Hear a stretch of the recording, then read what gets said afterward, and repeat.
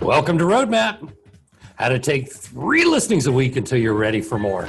Each week, we interview a great agent that is consistently taking 2, 3, 4 listings a week, and we have an exciting guest today.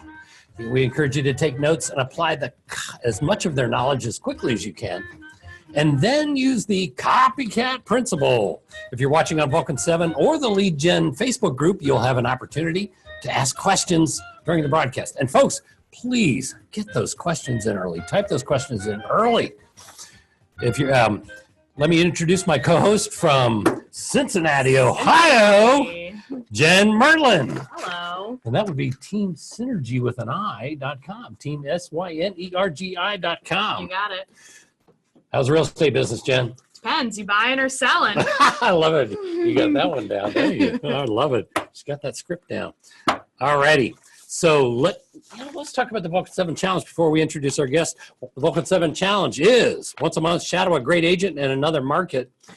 Our guests that's what they've been doing. No, they've been doing it. And that's why they're on a rocking and rolling.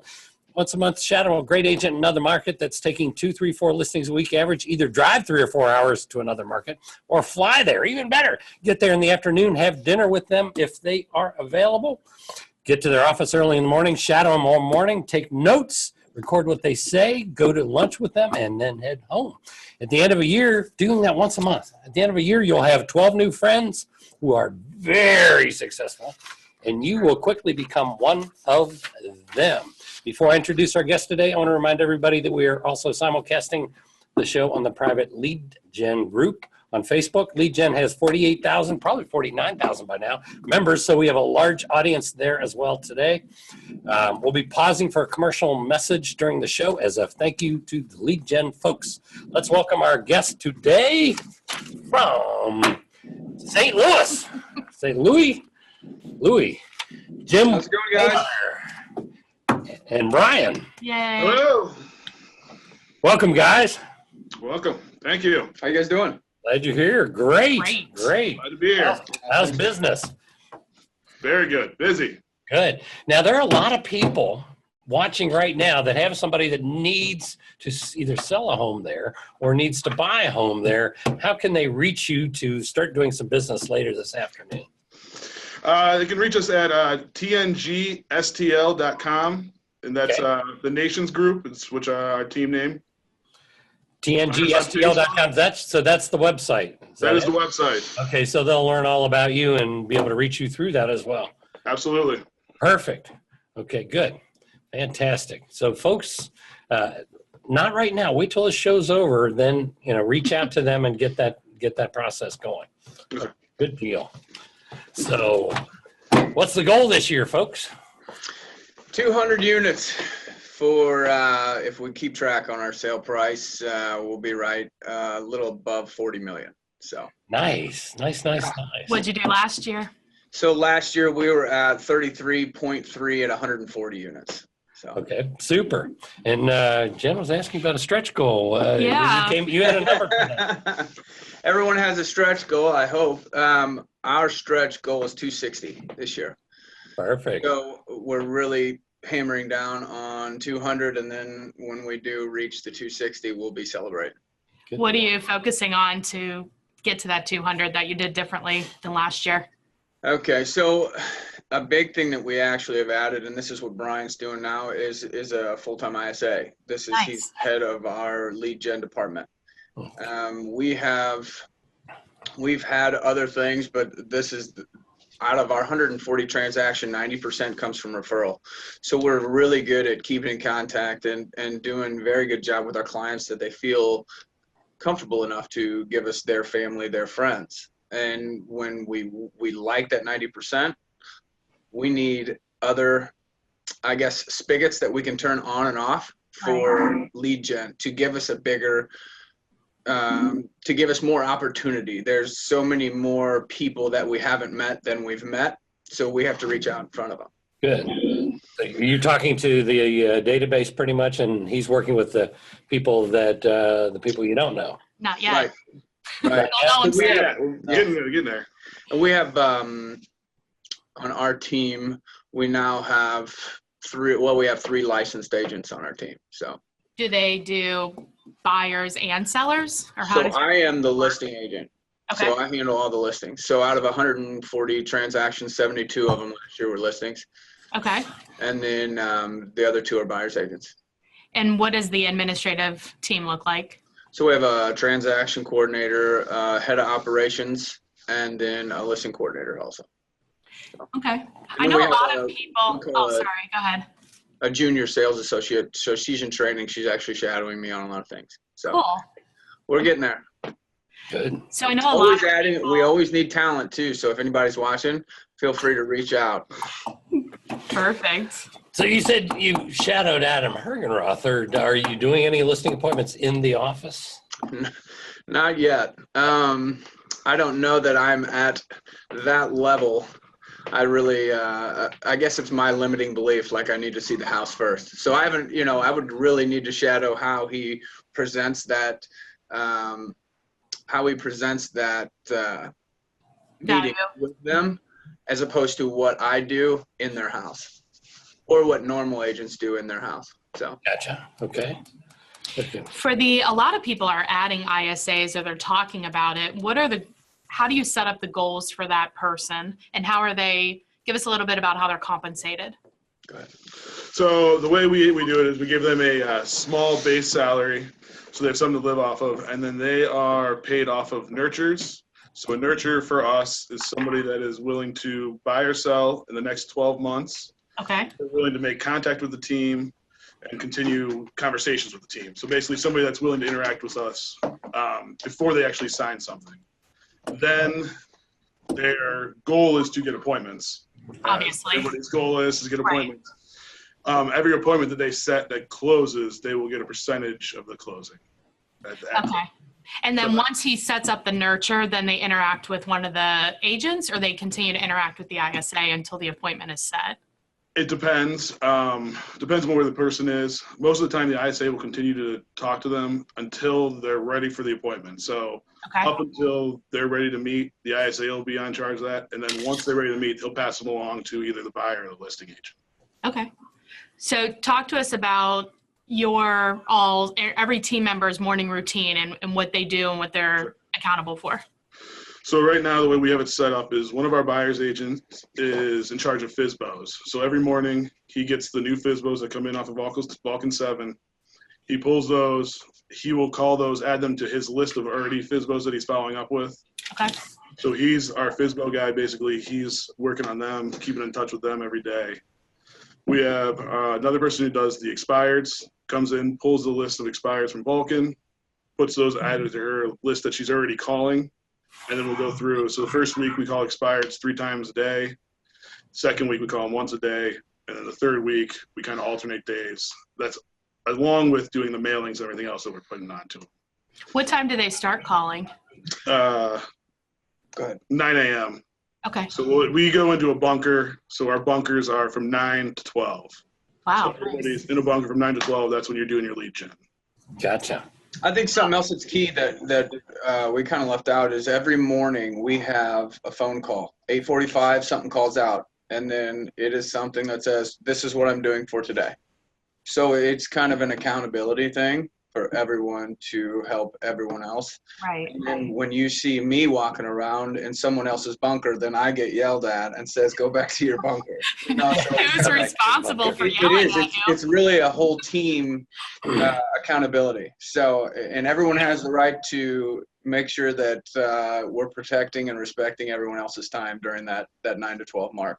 That's awesome. So it creates that focus, and you have everybody has an intention or a goal for the day, what they're trying to accomplish. Well, yeah, because it's your daily activities that meet your goals for the week, that meet your goals for the month, that meet your goals for the year.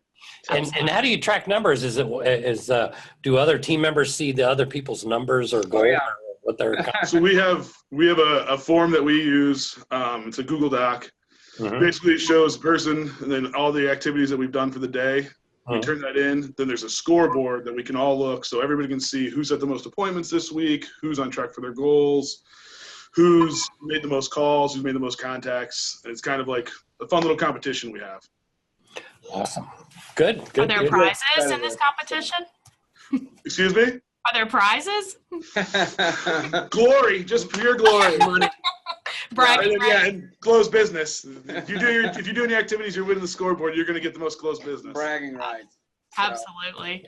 How did you guys create that environment for your team? I'm sure you hit a few bumps in the road along the way.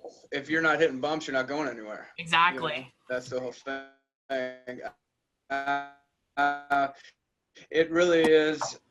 Okay, to what you said earlier, we take what we can learn from going on those training sessions where we did in Portland with Ben Kinney and then Chris Suarez and Adam Hergenrother, you know, those things, learning what they do and then making sure that it works for us. And then if there's something that we can tweak or whatever, that's what we do.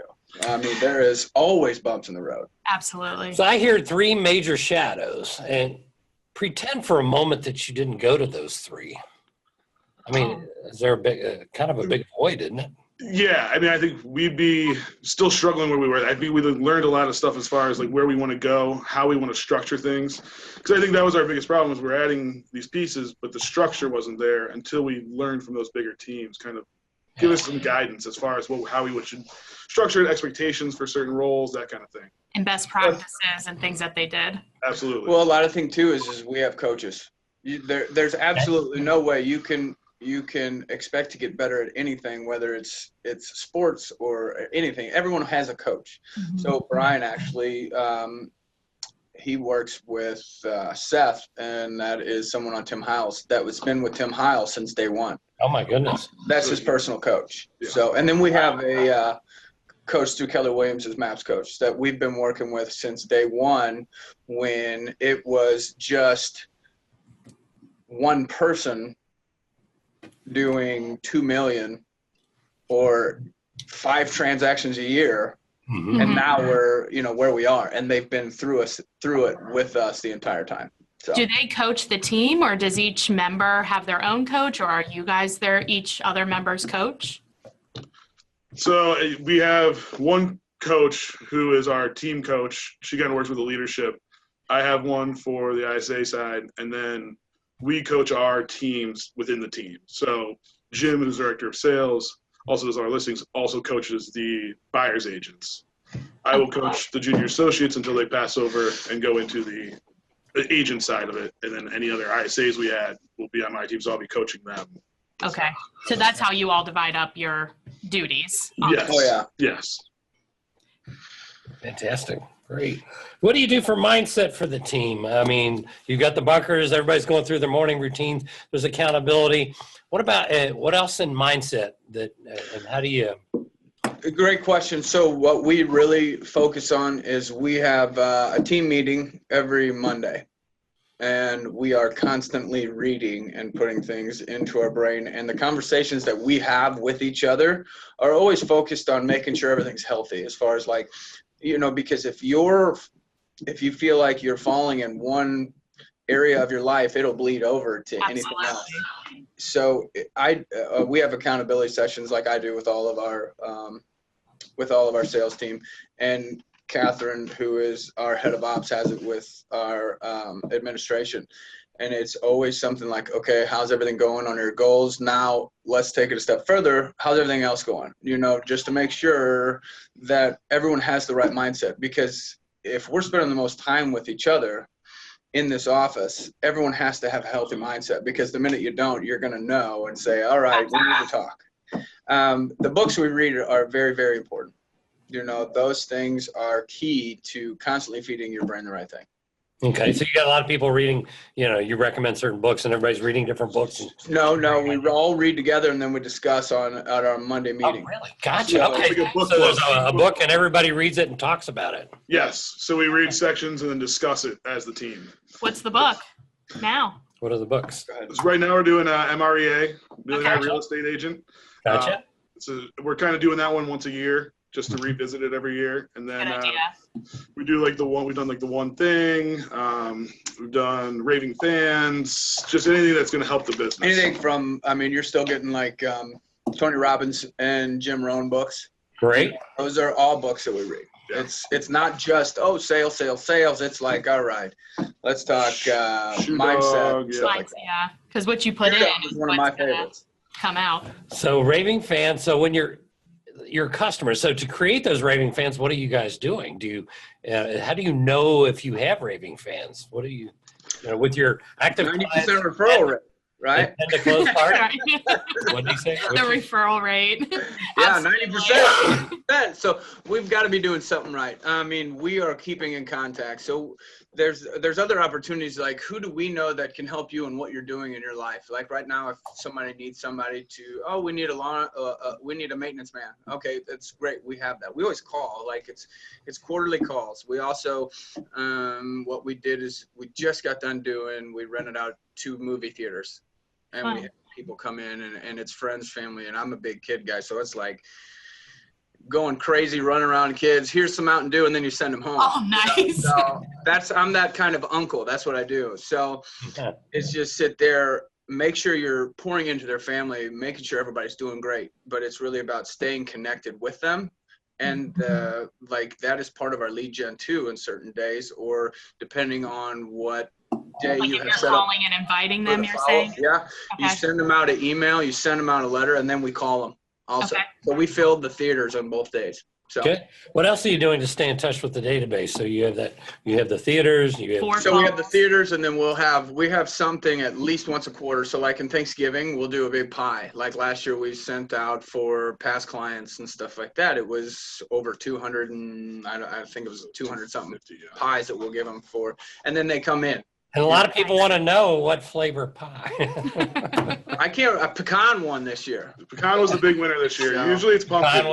It was normally pumpkin, and we've got Normally pumpkin. Pecan was the big winner this year. You can't go wrong. It's pie. You put enough ice cream on it, I can eat any pie. Okay. But as far as our the way we stay in touch with everybody, we have a 36 touch program that we use, so that we're making sure that we're touching them 36 times, especially our past clients. So 3 times a month.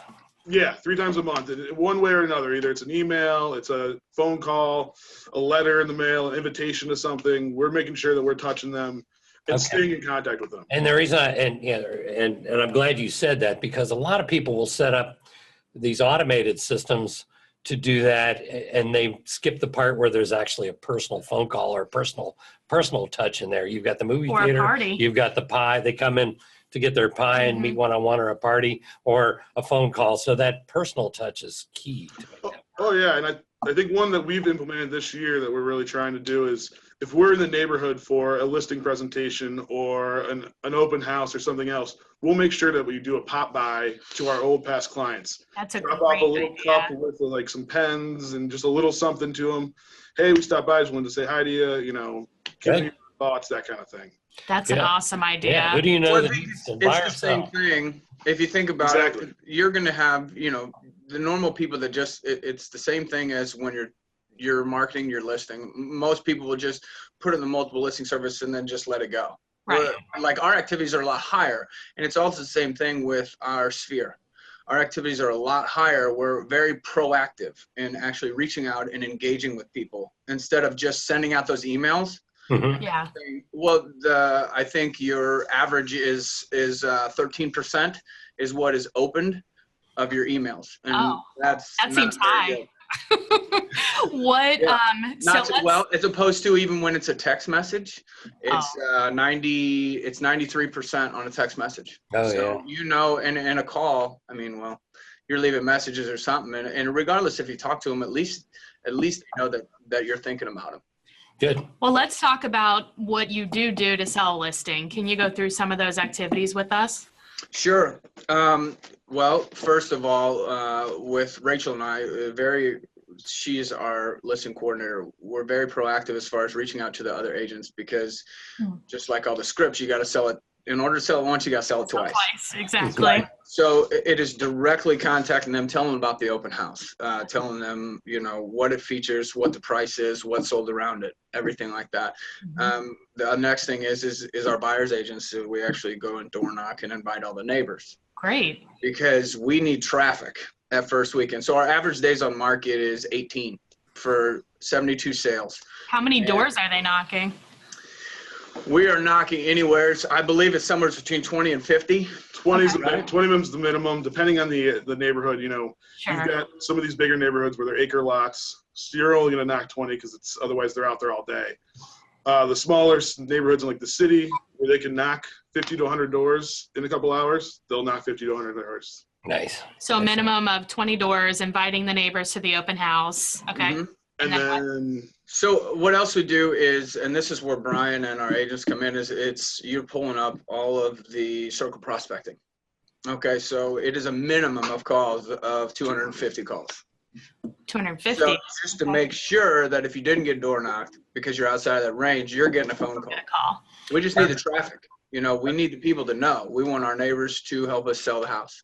Are you calling them again when it goes under contract or when it sells, or? So we'll do the 250 calls for the open house. And then once we have it under contract, we'll do usually an under contract. Who do you know that's looking to move? And then once it's actually closed, then we call, and that way we can tell them the price. Hey, we went this much over budget, or, you know, this much over asking.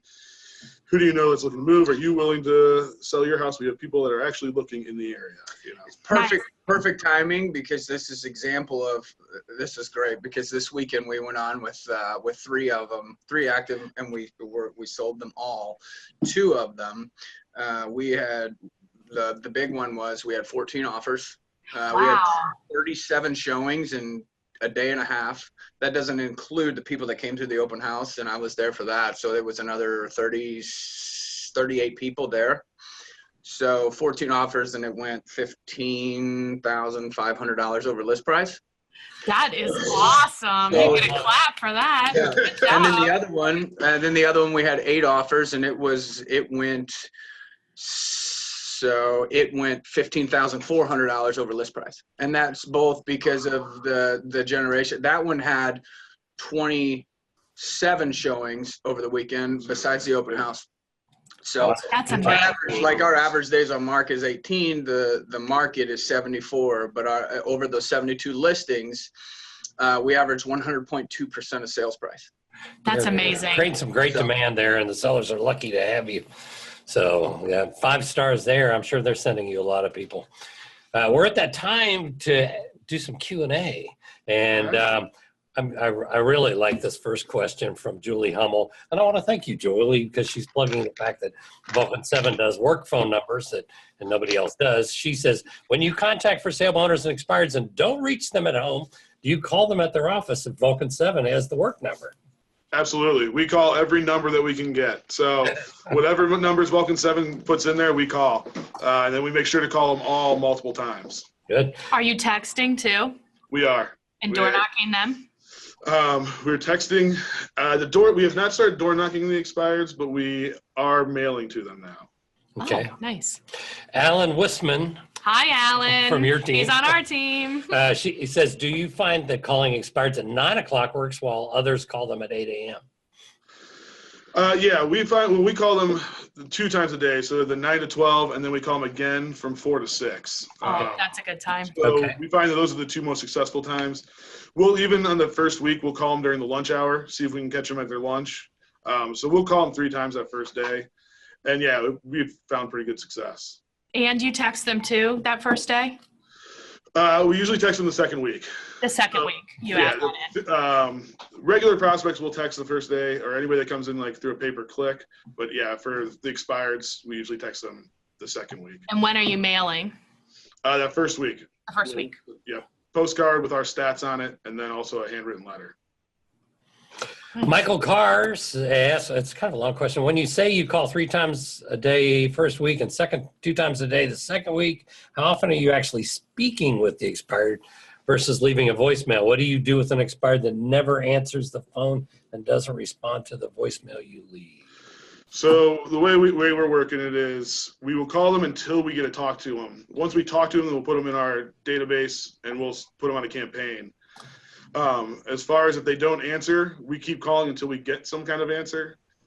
If not, they'll go in our old expireds and we'll kind of save them and then go revisit them a month later, 2 months later, and continue calling. But we don't leave a voicemail every time. So we'll leave a voicemail the first call, and then maybe like a couple days later, we'll leave a voicemail. The rest of the calls, we don't necessarily leave voicemails. If Vulcan has the email, are you emailing too? We have not emailed yet. We have not been emailing the expireds. Okay. Carla Faye says they're in the bunker and calling too. No, it's machine gun fire. That's why they're in the bunker. Who do they call? They've explained that. How big is your database? She wants to know that. How big is the database? Total, it's probably between all the agents because we have it broke down. So we have the team database, and then each agent has their own. I think we're around like 4,000 people contacts on our database. That's a good number. That's excellent. And then, of course, all the geographic calling in the area. I mean, there's which just adds. So the goal is to be through our area prospecting.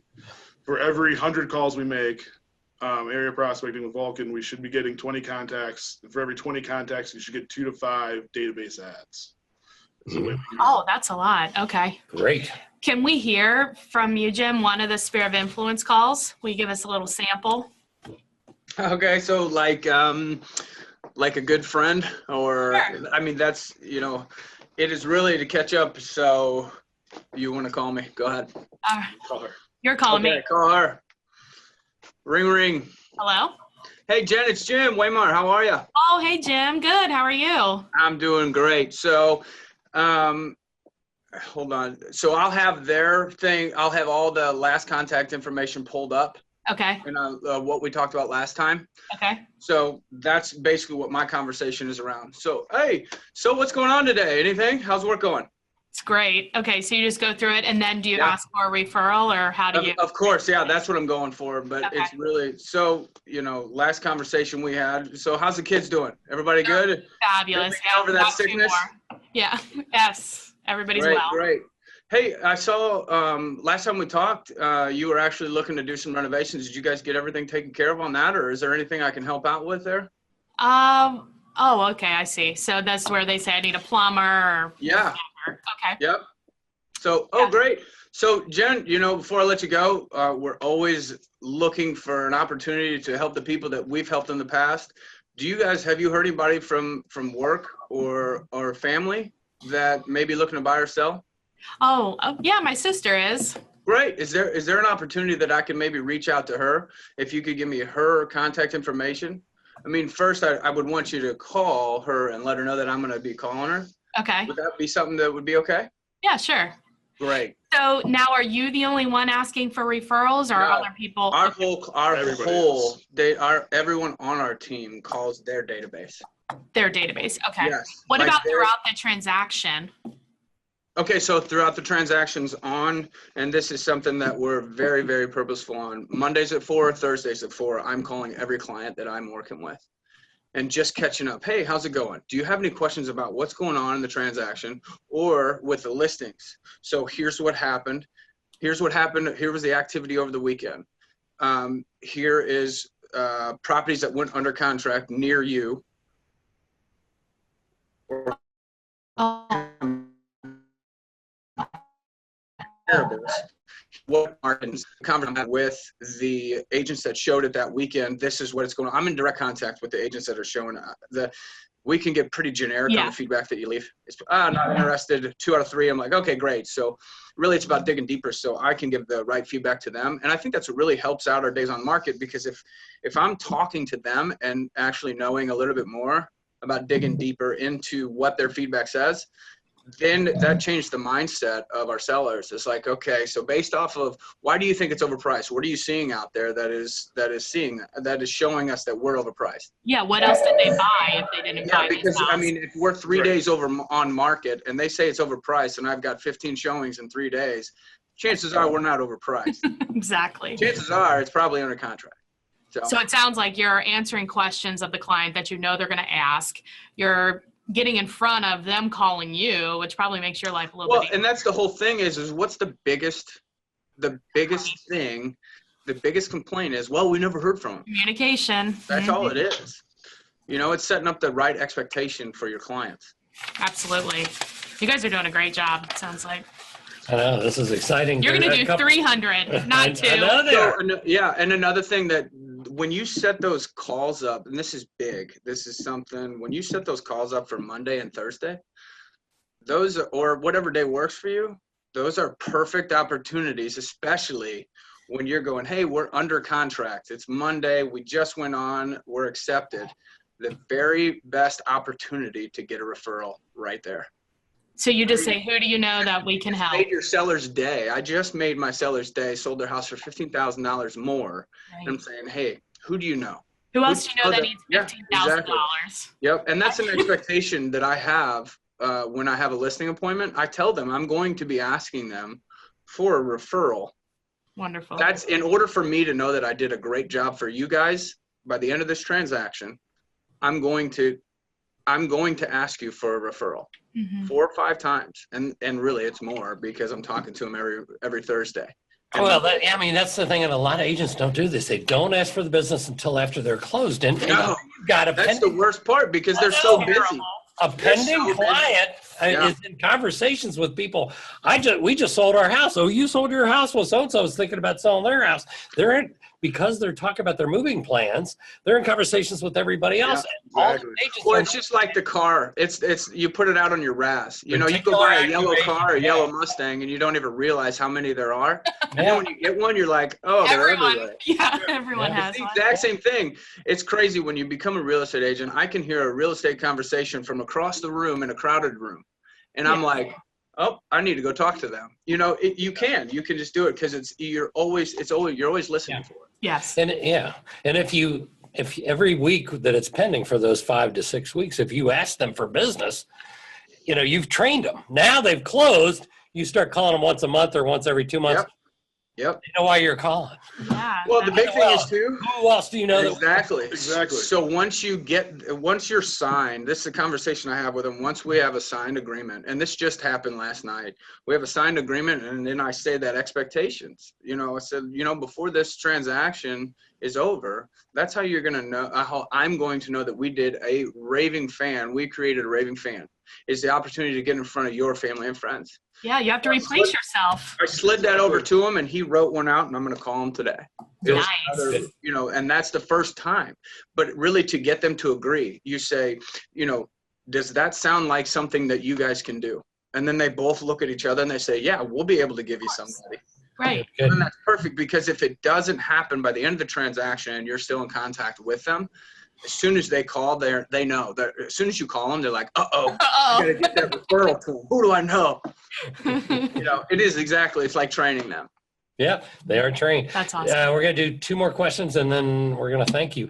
I'm going to paraphrase it. William Miller, what he's asking is, after you've called expireds for sale owners, your database done, called around a listing or a sale or whatever. Yeah, agents run out of people to call. For whatever reason, they run out of people to call. I think that's just their limiting belief. There's never running out of people.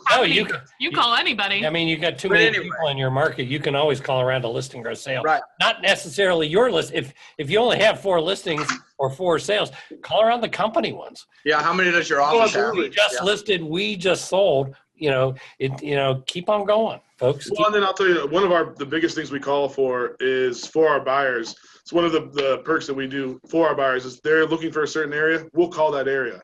So if we have a buyer looking in a certain neighborhood, we'll pull the numbers and just call that neighborhood for buyers looking. And it's a hot business. When you have somebody that says, I want to live in this neighborhood, and you call, the batting average on that is so high. Yeah. How many listings are you taking as a result of that each time? You get listings and sales. Yeah. Oh, absolutely. We get both sides of it. Yeah. It's huge. Last question from Facebook, Amna Memon. I don't think she's a Vulcan7 client. She says, I'm brand new to the industry. What can Vulcan offer a new agent? So basically what the question, I guess, is if you're brand new and you're calling expireds and for sale by owners, should a brand new agent do that? Should they call expireds and FSBOs? That's the easiest way to grow your business, the quickest. Because those are people right there waiting. They're house for sale. They're already interested. They're already thinking about it. They already tried it. Yeah, they're raising their hand. What I would say back to her is, if you do that, Amna, you want to get some old expireds because the batting average for a new agent on an old expired runs a lot higher than being on the front lines. Because people aren't calling them. Yeah, because people aren't calling them. The skill level required on an old expired is not quite as high, and you can have some success right out of the gate. Oh yeah, because then you're the only one calling. You're not, all the other agents are falling off the side. So you're the only one calling. You don't have any competition. That's great. Good. I appreciated everybody, and this has been wonderful. I've got to do these last little plugs. If you're watching on Vulcan7 and you want to get involved with the Lead Gen Facebook group, They are at facebook.com/groups/got-objections. It's an Also, awesome group. Yes. Very helpful. 49,000 people. I want to mention that Aaron, who runs the group, and he's a real giver. He's got a program called expiredmasteryelite.com. And finally, if you're watching on Facebook and you're not yet involved with Vulcan7, Do it. Yeah. Do it now. Absolutely. Sign up at vulcan7.com/lead gen for a special price. And actually, and the most important thing, we didn't even cover the most important thing. If you've done your job like Jim and Brian, they're in the bunker, they're making these calls, they're setting appointments, they're blowing it up, they're going for the 260 stretch goal. After about 4 or 5 hours of that, take a break, go to the freezer, get some delicious Graters mint chocolate chip. Don't do that. Do it. I will eat that Don't whole miss thing. out on that. Yeah, right? Huh? Or reward yourself. You gotta Absolutely. Reward reward yourself. Get some delicious Graters mint chocolate chip. You'll be Or the glad black you did. cherry is Or good. the black cherry's good. Oh, Yeah. yeah. I'm a Reese's guy.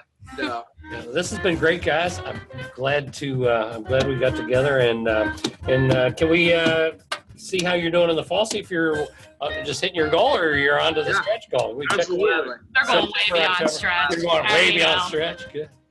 Good. We appreciate it a lot. And, Well, thanks for having us. thank you for joining us, and hopefully we've given some, with all the great ideas here, hopefully that's added a listing or two this month or maybe March. That's right. Yeah. The people watching, they can apply that in March and have an even better year. There you go. Absolutely. Make their car payment, maybe make the mortgage payment. Oh, jeez. Go on vacation. Yeah. Take a vacation. Fly first Fly. class. Upgrade See, that that's the coach thing. ticket. Upgrade the coach ticket to first Fly class. to Exactly. St. Louis first Fly to class. St. Louis for a vacation on an Airbnb. There you go. There you Thanks, go. guys. Thanks, everybody. Thank you. Thanks. Take care. We'll be back in 7 days with another exciting guest who's taking 2, 3, 4 listings a week. See you then, everybody. Have a good day.